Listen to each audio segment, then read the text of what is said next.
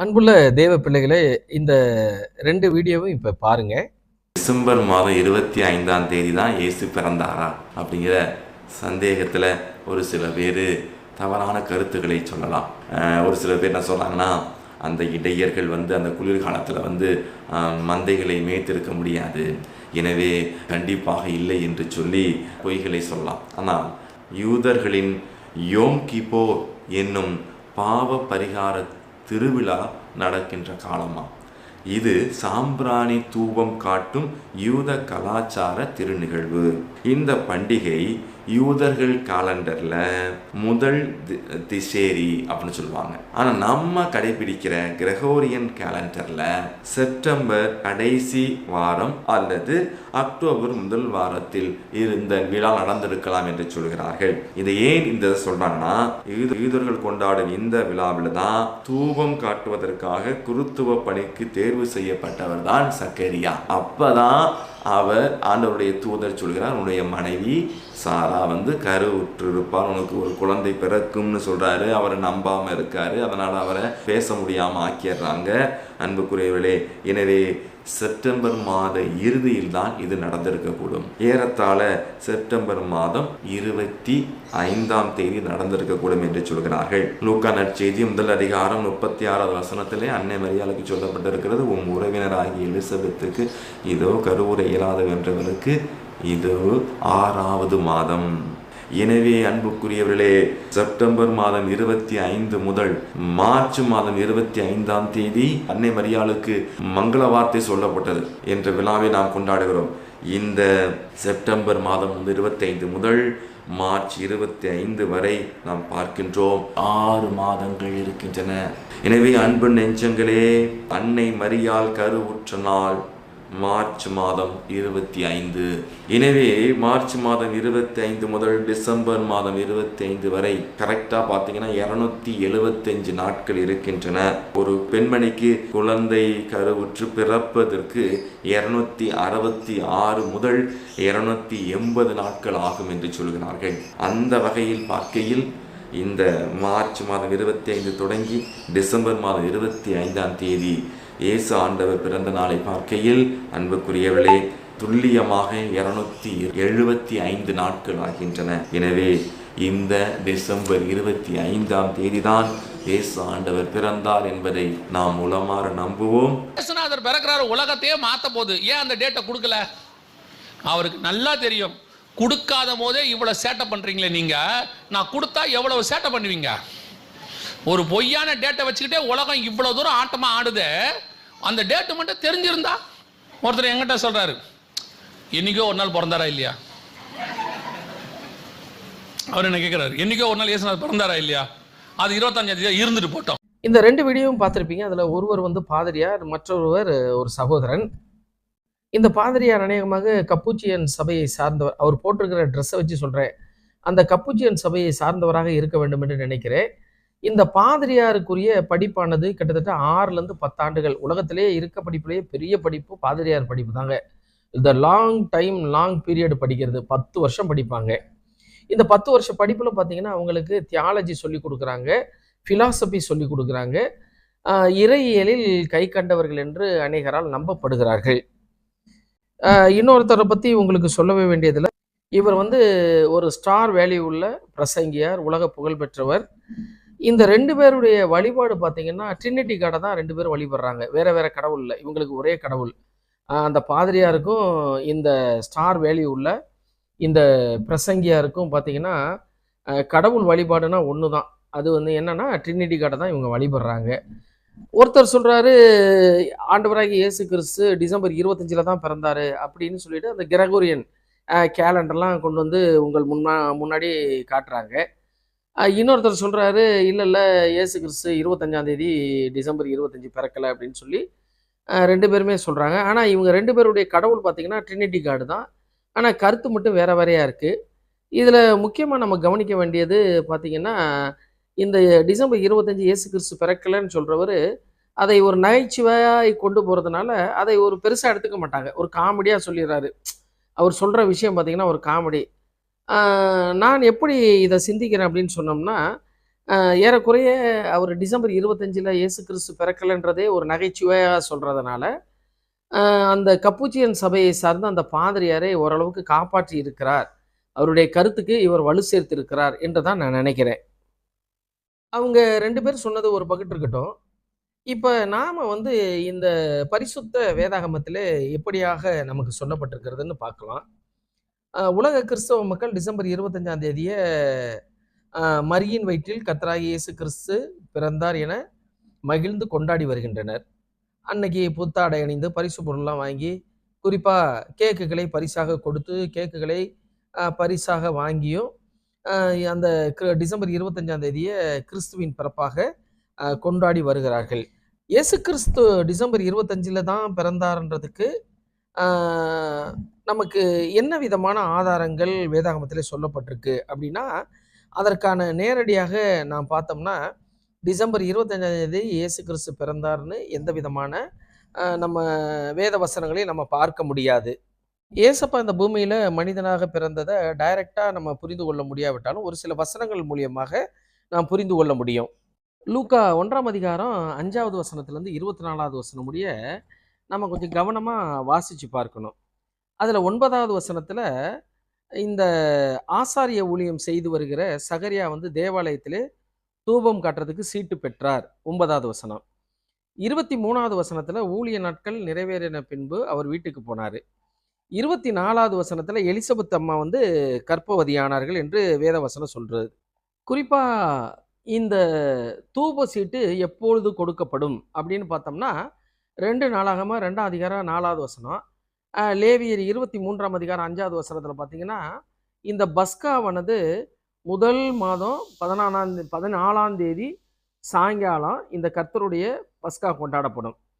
இந்த கர்த்தருடைய பஸ்கா கொண்டாடுறதுக்கு முன்னாடி 7 நாட்கள் பார்த்தீங்கன்னா, புளிப்பில்லாத அப்ப பண்டிகை.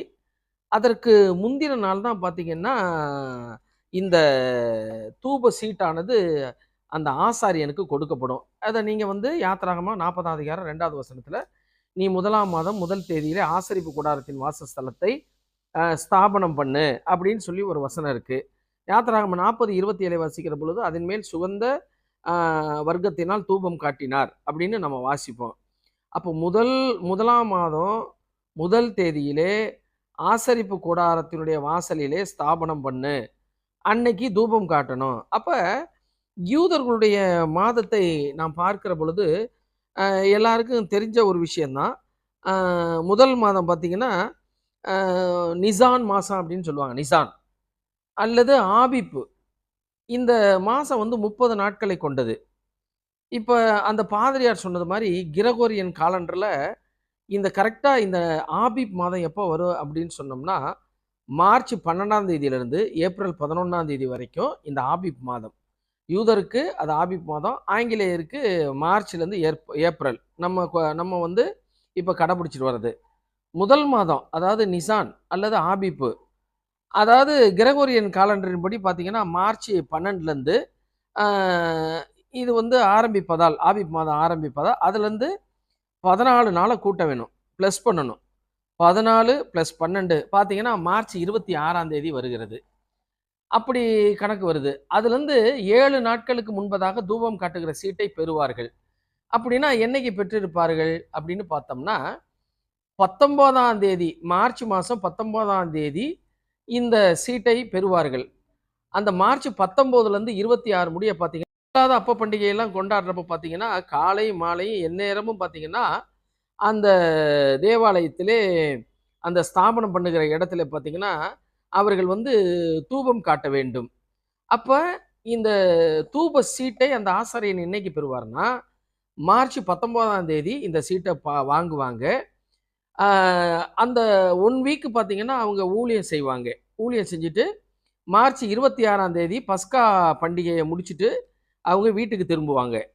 அப்ப லூக்கா 1ஆம் அதிகாரம் 23வது வசனத்தின்படி, சகரியா பார்த்தீங்கன்னா, அவர் வீடு திரும்பினார். அப்படின்னா, என்னைக்கு வீடு திரும்பினார்னா, மார்ச் 26ஆம் தேதிக்கு அப்புறமா அவர் வீடு திரும்பி இருக்கிறார். அதுக்கு பிற்பாடு தான் பார்த்தீங்கன்னா, அந்த ஆபிப் மாதத்துல தான் எலிசபெத் அம்மா வந்து கர்ப்பவதி ஆகுறாங்க. அவங்க கர்ப்பவதியான தேதி வந்து வேதாகமத்திலே குறிப்பிடப்படல. ஆனால் அந்த மார்ச் மாதம் 26ஆம் தேதிக்கு பிற்பாடு உள்ள நாளில் தான் எலிசபெத் அம்மா கர்ப்பவதி ஆகுறாங்க. ஆன உடனே அதுக்கப்புறம் பார்த்தீங்கன்னா 6 மாதம் கழித்து நம்ம பரிசுத்த மரியாள் அவர்களை சந்திப்பதற்காக அவங்க வர்றப்ப ஏலூல் மாதம், அதாவது கப்ரியேல் தேவதூதன் வந்து மரியாளை சந்திக்கிறது எந்த மாதம்னு சொன்னோம்னா, அந்த ஆபீப்லேருந்து 6வது மாதத்தை எடுக்கிறப்ப ஏலூல் மாதம்னு வரும். யூதர்களுடைய மாதத்தில் ஏலூல் மாதம் வரும். நீங்கள் லூக்கா 31ஆம் வசனத்தில் வாசிக்கிறப்ப, நீ கர்ப்பவதி ஆவாய் என்று சொல்லி கப்ரியேல் தூதன் பரிசுத்த மரியாள் இடத்துல சொல்வதை நாம் பார்க்க முடிகிறது. அப்ப அந்த வார்த்தை நடந்து முடிஞ்ச உடனே தான் எலிசபெத் அவர்கள் மரியாள் அவர்களை சந்திச்ச உடனே அப்ப ஏலூல் மாதத்துல பாத்தீங்கன்னா பரிசுத்த மரியாள் அவர்கள் வந்து கர்ப்பவதி ஆகுறாங்க. ஏலூல் மாதம் அப்படின்னு சொல்லி அதுல இருந்து 10 மாசம் யூத மாசத்தை பார்க்கிறப்ப சீவான் என்கின்ற மாதம் வரும். இந்த மாதம் நம்ம இங்கிலீஷ் காலண்டரில் எப்படி வரும்னா, மே 10ஆம் தேதியிலிருந்து ஜூன் 9ஆம் தேதி வரைக்கும் நாட்களாக வரும். ஆக மே 9ஆம் தேதியிலிருந்து ஜூன் 9 முடிய உள்ள நாட்களில் இரட்சகராகி இயேசு கிறிஸ்து இந்த பூமியிலே பிறந்தார். நம்மை மீட்டு கொள்ளும்படியாக ஆட்டுக்குட்டியானவராக நமக்காக பலியாகிறதற்காக மே 10ஆம் தேதியிலிருந்து ஜூன் 9ஆம் தேதிக்குள்ள அவர் அந்த நாட்களிலே இரட்சகர் பிறந்தார். இந்த பரிசுத்த வேதாகமமானது ஆண்டவராகிய இயேசு கிறிஸ்து, இரட்சகராகிய இயேசு கிறிஸ்து, ஆட்டுக்குட்டியானவராகிய இயேசு கிறிஸ்து பிறந்த அந்த தேதியை இந்த வேதாகமத்திலே வந்து ரகசியமாக வைக்கப்பட்டாச்சு. அந்த ரகசியத்தை அற்ப மனுஷனாகிய அதை நான் திறப்பதற்கு நான் துணியவில்லை. நான் திறந்து பார்க்கறதுக்கு துணியலை. ஒரு நாள் என் இரட்சகர் இயேசுவை நான் பரலோகத்திலே நான் சந்திப்பேன். அவர் என்னை சந்திக்க வருவார். அந்த நாள் மட்டும் இதை என் மனசுக்குள்ள நான் வந்து மிகுந்த பொக்கிஷமாக நான் வைத்திருப்பேன். என் இரட்சகர் இயேசு கிறிஸ்துவை நான் சிங்காசனத்திலே சந்திக்கிற வேளையில அவருடைய பாதப்படியிலே நாம் தொழுது கொண்டு அந்த நாளை நாம் பெற்றுக்கொள்ள முடியும். கர்த்தர் தாமே உங்களை ஆசீர்வதிப்பாராக. மேலும் பார்த்தீங்கன்னா, இரட்சகர் ஒவ்வொரு நாளையும் என் இருதயத்தில் பிறக்கணும். அந்த பிரதர் சொன்ன மாதிரி இரட்சகர் ஒவ்வொரு நாளையும் எனக்கு இருதயத்தில் பிறக்கனால எனக்கு ஒவ்வொரு நாளும் கிறிஸ்மஸ் அப்படின்னு சொல்கிறாரு. எனக்கு தினந்தோறும் பிரியாணி கிடைக்குது, எனக்கு தினந்தோறும் வந்து புது ட்ரெஸ் கிடைக்குது அப்படின்னு உற்சாகமாக பேசுகிறாரு. அப்படின்றது ஒரு வகையில் அந்த கப்புச்சியன் சபையை சார்ந்த பாதிரியாரை அவர் முழுவதுமாக காப்பாற்றி இருக்கிறார். உறுதியாக இவர் கிரகோரியன் காலண்டர்லாம் என்னென்னமோ ஒரு கணக்கு சொல்கிறாரு. அந்த கணக்கெல்லாம் பைபிளில் வந்து அது வந்து ஒத்து போகலை. ஆகவே இரட்சகர் இயேசு அவர் வந்து டிசம்பர் 25ஆம் தேதி பிறந்தார் என்ற ஒரு கூற்றானது அது தேவனால் கொண்டு வரப்பட்டதல்ல. மேலும் அந்த தேதியானது தேவனால் அது ரகசியமாக வைக்கப்பட்டிருக்கிறது.